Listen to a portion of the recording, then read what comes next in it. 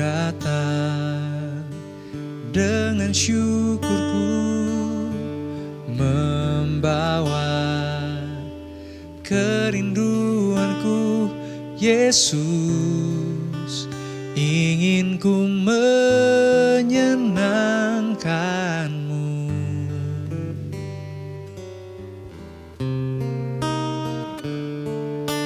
Karya-Mu indah bagiku, kasih yang menyelamatkanku.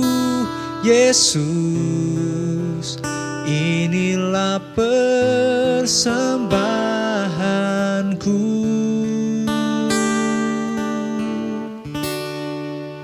Ku membawa hatiku, hanya Engkau di hidupku. Yesusku, Kau terindah, selamanya ku menyembah-Mu. Ku membawa hidupku, inilah persembahanku untuk Yesusku yang terindah, selamanya ku menyembah-Mu. Yesus, kami bawa hidup kami hanya bagi-Mu Tuhan. Ku datang dengan syukurku, membawa kerinduanku. Yesus, ingin ku menyenangkan-Mu.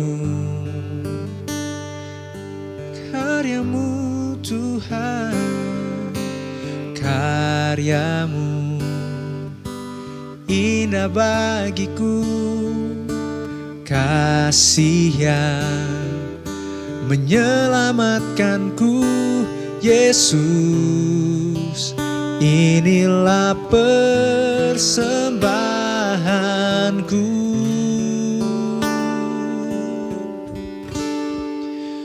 Ku membawa hatiku, hanya Engkau di hidupku. Yesusku, Kau terindah, selamanya ku menyembah-Mu. Ku membawa hidupku, inilah persembahanku untuk Yesusku yang terindah, selamanya ku menyembah-Mu. Yesus, bawaku erat di hadirat-Mu.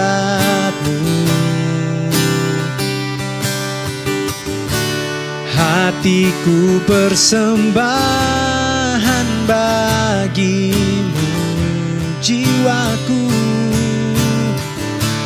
Jiwaku tenang di hadirat-Mu.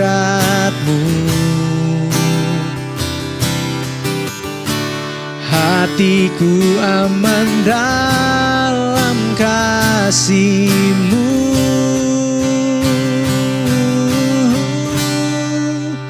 Ku membawa hatiku, hanya Engkau di hidupku.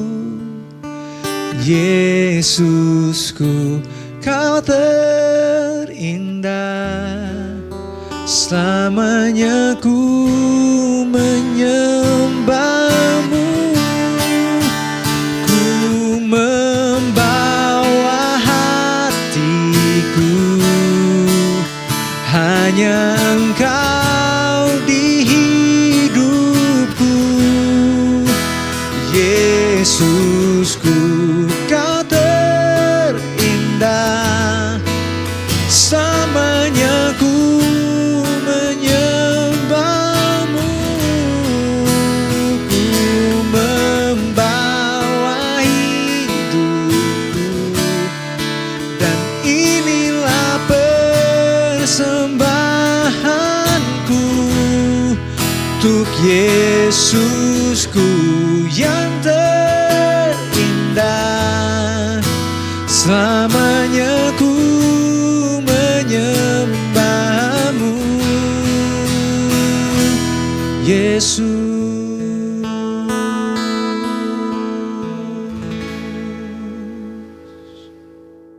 Haleluya, Shalom Bapak Ibu Saudara yang saya kasihi. Kita masih terus membahas tentang pentingnya kita mempraktekkan kompak, mempraktekkan gaya hidup seorang murid kalau kita dipenuhi oleh Roh Kudus dan dipimpin oleh Roh Kudus. Ingat, tanpa pimpinan Roh Kudus, kita tidak mungkin mempraktekkan 3B, saudara. Kita nggak mungkin mempraktekkan bagaimana kita berjalan bersama dengan Kristus. Tanpa Roh Kudus kita tidak bisa belajar dari Kristus. Dan tanpa Roh Kudus, saudara, kita tidak bisa berubah serupa dengan Kristus. Nah, makanya kita harus mengandalkan Roh Kudus supaya setiap hari, saudara, kita semakin berubah, semakin serupa dengan Kristus. Nah, bagaimana kita bisa berubah serupa Kristus? Ingat, saudara, ya, kita tidak bisa berubah serupa Kristus kalau musuh dalam hidup kita belum dikalahkan, yaitu ego kita. Nah, saudara, selama ego kita terus memerintah hidup kita, ego kita, saudara, menjadi pusat dalam hidup kita, maka kita tidak mungkin berubah makin serupa dengan Kristus. Nah, bagaimana kita menangani ego? Nah, kalau di dalam agama timur, saudara, biasanya ego itu ya ditidurkan, ya dibuat apa, saudaraku, tenang dengan cara meditasi, dengan cara apa, saudaraku, menenangkan diri, ya ditidurkan. Nah, dia beres nggak? Enggak, cuman tidur, saudara. Tunggu kalau dia bangun. Ya, nah, itu di dunia agama-agama timur. Sebaliknya, ya, di dunia barat, ego itu dimanjakan, saudara. Ya, disenangkan. Ya, dikultivate, ya, dibudidayakan. Ya, makanya di dunia barat, pengaruh-pengaruh psikologis modern, ya, yang memanjakan ego. Ya, di psikologi modern bilang begini, saudara, ya, temukanlah dirimu, ya, kemudian ekspresikanlah dirimu, ya, kemudian apa, saudara, terimalah dirimu, ya. Nah, saudara, apa yang terjadi kalau ego dimanjakan, saudara? Maka ego itu makin, ya, kuat memerintah hidup kita. Nah, kalau ego yang memerintah, saudara, itu lawannya kerajaan Allah. Kalau kerajaan Allah, saudaraku, ya, Kristuslah jadi raja. Dia yang memerintah ego kita. Ego kita jadi hamba. Ingat, saudaraku, ego kita itu, ya, kalau dia jadi hamba, dia hamba yang baik. Tapi kalau dia jadi tuan, wah, cilaka kita. Dia tuan yang jahat. Maka dia, saudaraku, akan membawa kita melakukan hal-hal yang jahat. Ya, Yakobus pasal 3 ayat 16 bilang, di mana ada iri hati dan mementingkan diri sendiri atau egois, di situ ada kekacauan dan segala macam kejahatan. Nah, lihat, saudara, kejahatan datangnya ketika kita mementingkan diri sendiri, ketika ego menjadi pusat, saudara. Ego kita menjadi bos. Jadi saudara, ketika ego kita jadi bos, kita akan saudara? Jatuh dalam berbagai kekacauan. Ya, bukan hanya kekacauan, tapi kejahatan. Makanya kalau dua orang egois, saudara, tinggal sama-sama menikah, alangkah kacaunya, saudara. Makanya kacau. Ya, kenapa? Pasti mereka saling melukai terus, saudara. Kalau dua orang yang egois, saudaraku, ya, tinggal sama-sama menikah, makanya segala macam bentuk kejahatan muncul, ya, saling melukai, saling menyakiti, saudara. Makanya ya di dunia barat sekarang orang lebih senang, saudara, menikah sama binatang atau sama robot. Karena robot udah diprogram, saudara. Ya, dia ya tidak egois. Ya, binatang juga kelihatannya, saudaraku, lebih tidak egois daripada manusia. Nah, saudara, ini akar dari dari problem-problem masalah yang ada dalam hidup manusia. Nah, bagaimana menanganinya? Ingat, di dunia timur tidak ada jawaban, saudara. Mereka hanya menidurkan si ego. Di dunia barat juga tidak ada jawaban. Mereka sebaliknya memanjakan ego. Mari kita datang kepada pakarnya yang bisa menyelesaikan masalah ego ini, saudara. Tuhan Yesus. Kalau kita datang sama Tuhan Yesus, saudara, Tuhan Yesus selesaikan ego dengan apa? Dia bawa ego kita kepada kematian di kayu salib. Ya, ketika kita, saudaraku, bawa ego kita kepada Kristus, ego kita, ya saudaraku, mati di kayu salib. Apa yang terjadi, saudara? Yang memerintah hidup kita adalah Kristus. Maka apa yang terjadi, saudara? Kehidupan Kristuslah yang akan menjadi nyata dalam diri kita. Nah, inilah, saudaraku, yang harus kita praktekkan. Nah, proses ini, saudara, di mana matinya ego, ya, dan proses di mana kehidupan Kristus menjadi nyata dalam diri kita, tidak bisa terjadi kalau itu bukan oleh pekerjaan Roh Kudus, saudara. Ya, sebab Roh Kudus ya membawa kita sehingga kita bisa mematikan ego kita, mematikan perbuatan-perbuatan daging, saudara. Ya, kalau kita hidup oleh daging, saudara, ya, kita dikuasai oleh daging, maka kita akan mati, katanya, saudara. Iya, kalau kita hidup dalam daging, kita belum lahir baru. Kita akhirnya, saudaraku, mati. Ya, tapi oleh roh, kalau kita udah lahir baru, Roh Kudus ada dalam diri kita. Oleh roh, kita justru mematikan apa, saudara? Perbuatan-perbuatan daging. Nah, ini yang luar biasa. Makanya tiap hari, saudara, kita mesti apa, saudara? Ya, dipimpin oleh roh. Ya, Tuhan Yesus saja ketika dia, saudaraku, ya, habis kembali, ya, dia, saudaraku, maksud saya dibaptis, ya, kemudian roh membawa dia kemana? Ke padang gurun. Supaya apa, saudaraku? Ya, supaya lewat itu dia mengalami, saudaraku, ya, di mana, saudara, ya, dia mengalami pimpinan Roh Kudus sehingga Tuhan Yesus, saudara, tidak melakukan apa yang dia inginkan, tetapi dia melakukan apa yang Bapa ingin dia lakukan, saudara. Ya, dia bisa menyelesaikan masalah egonya, saudara, karena Roh Kudus menolong dia, saudara, sehingga dia dipenuhi dengan Roh Kudus, dipimpin oleh Roh Kudus. Di padang gurun itu, dia bisa mengalahkan pencobaan-pencobaan yang dia alami di dalam tubuh, ya, yang apa, saudaraku, serupa dengan kita ini. Nah, dia menjadi, saudaraku, ya, contoh buat kita Ya, bagaimana kita pun harus dipimpin oleh Roh. Ya, kita harus saudaraku seperti Kristus. Ya, kita menyerah supaya Roh Kudus bawa kita kepada apa, saudaraku? Kematian ego. Ya, nah Tuhan Yesus nggak pernah berdosa, saudara. Ya, kita, ya saudaraku, kalau kita nggak dipimpin oleh Roh, ya kita akan jatuh terus, saudaraku, di dalam dosa. Makanya, saudara, kita tiap hari dipimpin oleh Roh. Nah, kalau kita lihat, saudaraku, di dalam 2 Korintus 4, ya, saya mau bacakan ayat 10.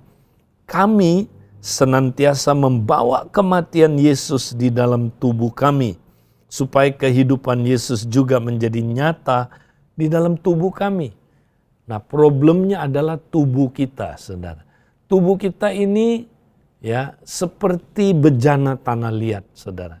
Yang di dalamnya ada harta yang begitu berharga. Ada kehidupan Kristus yang mau, saudaraku, memancar keluar dari hidup kita. Tapi, saudara, kehidupan Kristus yang di dalam ini tidak bisa memancar kalau kita, saudara, ya masih tertutup ya oleh tubuh ini, ya, di mana, saudara, ya kita punya ego tadi itu, saudara. Belum apa, saudaraku, seperti bejana tanah liat itu hancur. Ya, kalau ya bejana tanah liat itu hancur, saudara, maka kehidupan yang di dalam itu ya memancar keluar. Itu yang Paulus gambarkan dalam 2 Korintus 4 ini. Nah, supaya kita, ya saudara, egonya mati terus, maka kami senantiasa membawa kematian Yesus dalam tubuh kami. Ya, supaya kehidupan Yesus juga menjadi nyata di dalam tubuh kami. Ayat 11, sebab kami yang masih hidup ini terus-menerus diserahkan kepada maut karena Yesus, supaya juga hidup Yesus menjadi nyata di dalam tubuh kami yang fana ini. Jadi, saudara, ya katanya Paulus, kami yang masih hidup ini terus-menerus diserahkan kepada maut karena Yesus. Wow. Nah, inilah program Tuhan buat kita semua, saudara. Tuhan mau ego kita, saudaraku, itu mati terus, saudaraku. Mengalami kematian-kematian. Ya. Nah, jadi kita senantiasa, saudara, ya, itu diserahkan kepada maut karena Yesus. Nah, siapa yang menyerahkan kita? Bukan setan, saudara. Kalau kita lihat konteksnya, Tuhan sendiri menyerahkan kita, saudara, kepada maut. Nah, apakah Tuhan jahat? Enggak. Ya, Tuhan menyerahkan kepada maut supaya ego kita itu, saudaraku, mati.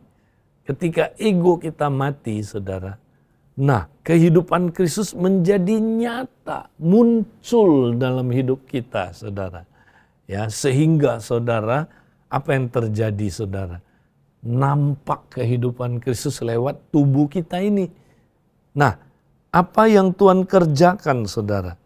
Ya, nah lewat ya peristiwa-peristiwa dalam sehari-hari, Tuhan bawa kita kepada kematian ego. Di dalam ayat 8 dibilang dalam segala hal kami ditindas. Nah, ditindas di sini, saudara, itu adalah penderitaan apa, saudaraku, emosional. Ya, kita mungkin dibully, mungkin dihina, direndahkan, ya. Kita mau coba dibully, dilukai, saudaraku, ya.